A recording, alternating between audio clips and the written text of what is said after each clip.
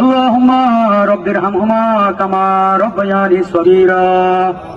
আল্লাহুম্মা রব্বিরহামহুমা কামা রব্বায়ানি সগীরা।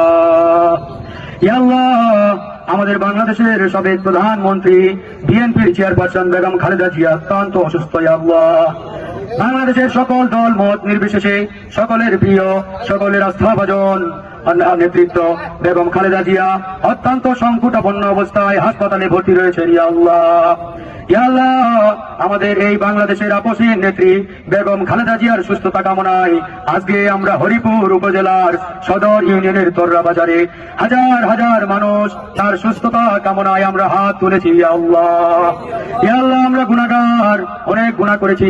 এখানে অসংখ্য ছোট ছোট মাসুম বাচ্চারা রয়েছে। ইয়া আল্লাহ, ইয়া আল্লাহ, এই মাসুম বাচ্চাদের উছিলা করে তুমি আমাদের বাংলাদেশের এই আপসীন নেত্রী সাবেক প্রধানমন্ত্রী বেগম খালেদা জিয়াকে সুস্থ করে আমাদের মাঝে ফিরিয়ে দাও। ইয়া আল্লাহ, এই সংকটাপন্ন অবস্থা থেকে তাকে তুমি মুক্তি দিয়ে দাও। ইয়া আল্লাহ, বাংলাদেশের স্থিতিশীলতার জন্য বেগম খালেদা জিয়াকে আমাদের এই বাংলাদেশের জন্য অত্যন্ত প্রয়োজন। ইয়া আল্লাহ, এখানে অসংখ্য মানুষ রয়েছে, এখানে বিভিন্ন দলের নেতা কর্মীরা রয়েছেন।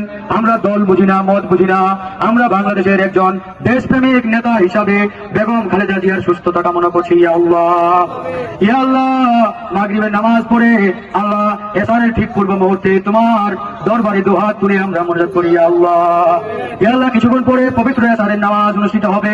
আমরা নামাজের মধ্যেও আল্লাহ তোমার এই বান্দা বেগম খালেদা জিয়ার জন্য দোয়া করব।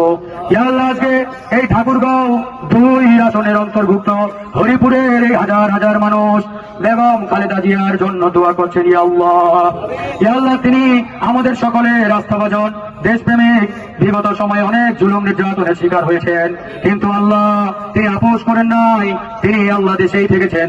এরকম একজন ব্যক্তি আমাদের এই দেশের স্থিতিশীলতা, দেশের উন্নয়নের জন্য অত্যন্ত প্রয়োজন। সেই জায়গা থেকে আমরা আপনার দরবারে দোয়া করছি। আল্লাহ, আল্লাহ, বেগম খালেদা জিয়ার দোয়া করার জন্য আমাকে বিএনপি করতে হবে এরকম নয়। এখানে বিভিন্ন দলের, বিভিন্ন মতের মানুষেরা রয়েছে। সবাই আমরা মানুষ হিসাবে, নাগরিক হিসাবে সবাই তার জন্য দোয়া করছি। আল্লাহ, ইয়া আল্লাহ, আপনি তাকে সুস্থতা দান করেন। আমাদের